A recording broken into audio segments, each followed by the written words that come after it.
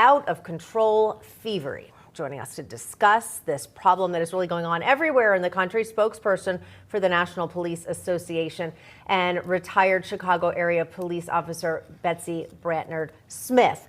We also have Michael Sapraicone with us. It looks like we do there, former NYPD detective. All right, I'm going to start with you, Michael, because this is something we're seeing everywhere. I know in New York City, if I go to a regular drugstore, I have to find someone to unlock deodorant, to unlock cold medicine, to unlock pretty much anything that I would actually want to buy, which makes me order everything online. So not good from a crime standpoint, also not good from a retail standpoint. How is this going to end? Well, what we're seeing here now, Katrina, is they're locking up merchandise instead of locking up the people stealing the merchandise. Instead of keeping the people in jail, they're just locking up the products that we go to buy. So when this ends is when we start to get tough and start to talk about the things we did in the 90s, when I was part of the Giuliani and Bradley administration, when we did broken windows. So that's important. We can't have people going into stores and being fearful of just trying to shop. And even worse, how do you retain your employees if your employees are afraid to go to work? So we need to start at the bottom. We need to start with petty crimes and petty things such as stealing from drugstores or stealing from retail stores and start to prosecute that. And once we start to do that, we'll see things begin to change again.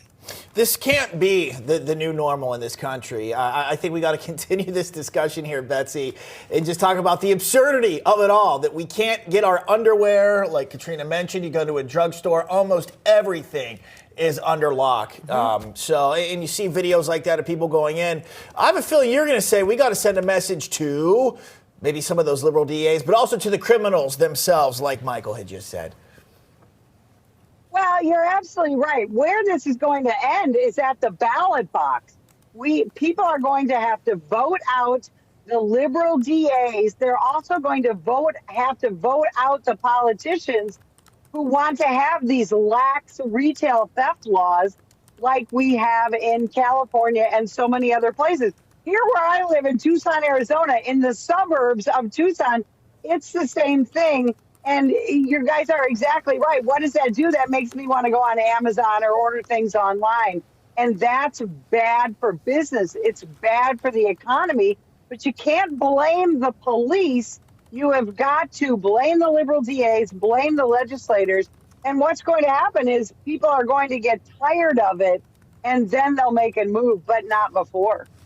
Yeah, and very good points there. Also want to get your thoughts on this, Michael. Police are seeking a suspect who fatally shot a man on a New York City subway train. Now, the victim, a 45-year-old man, is believed to have been killed after intervening in a dispute over loud music. And in a separate case involving subway crime, Daniel Penny, a Marine vet who restrained a violent, threatening homeless man to protect his fellow passengers, was in court today asking to have the murder charges dismissed. Now, Mr. Penny is being charged with manslaughter after the homeless man later died. Unfortunately, the judge denied the Good Samaritan's request, demanding he stand trial, facing a possible 15 years in jail for what many describe as his heroic actions. It seems more often that the victims are actually being, or I should say that really, let me change my phrasing there, that actually the criminals now are being posited as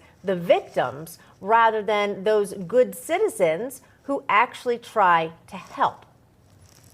Well, I'm sure Betsy will agree with me. I came on the police department in 1980, and we always said it was criminal justice was justice for the criminal.